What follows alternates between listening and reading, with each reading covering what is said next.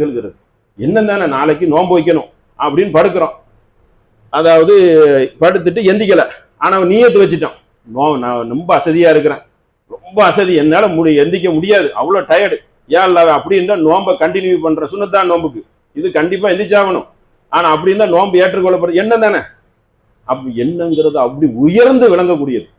எண்ணமே இல்லைன்னா எப்படி நீங்க வெளியே வருவீங்க? அசால்ட்டா வந்துட்டு போவீங்க, பேருக்கு வந்துட்டு போவோம். அப்ப எண்ணத்தை அந்த தூய்மைப்படுத்தினால் மட்டும்தான் செயல்கள் சிறப்பான முறையில் அமையும் என்பதை என்ன செய்யணும், கவனத்தில் வைத்து கொள்ள வேண்டும். அடுத்து பாருங்க, இந்த எண்ணத்தை பற்றி எப்படிப்பட்ட ஒரு செய்தி வரும். அல்லாஹ் குர்ஆன்ல நமக்கு ஒரு ஆலை இம்ரான்ல வரக்கூடிய நமக்கு ஒரு துஆவே கேட்க சொல்றோம். 3வது சூறால 8வது வசனம், ரப்பனா லா துஸிக் குலூபனா, அல்லாவே எங்கள் இறைவனே எங்களுக்கு பஅத இத் ஹதைத்தனா, நீ நேர்வழி காட்டி விட்டாய், நேர்வழி காட்டியாச்சு. அல்லாஹ் நமக்கு ஒரு அருள் புரிஞ்சிட்டான். இல்லைன்னா அப்படியே இணை வைப்பிலே மக்கள் காலங்காலத்துக்கு சொற்பமா தான் இருப்பாங்க.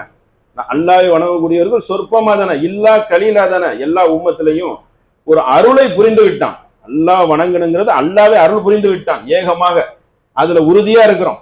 எவ்வளவு பெரிய அரகுர முஸ்லீமாக இருந்தாலும் அல்லாஹ்வுக்கு மட்டும்தான் நம் தலை சாய வேண்டுங்கிறதுல ஒரு தெளிவு இருக்குது.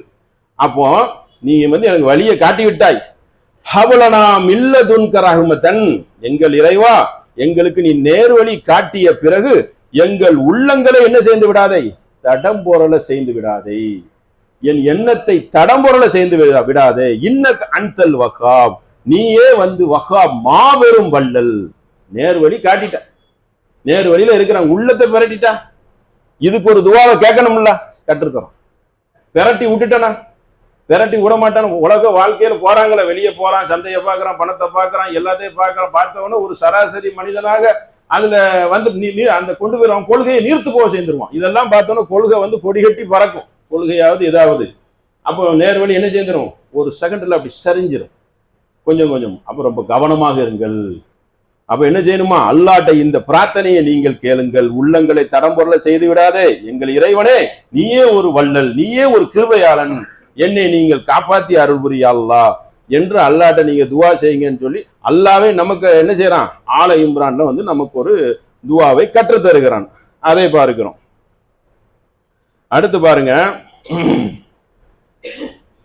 யார் ஒருவர் தன்னுடைய அடியானுக்கு, நபிசல் அகமதுல வரக்கூடிய ஹதீஸ், நபிசல் அறிவிக்கிறாங்க, வ அபது பிமா அஅத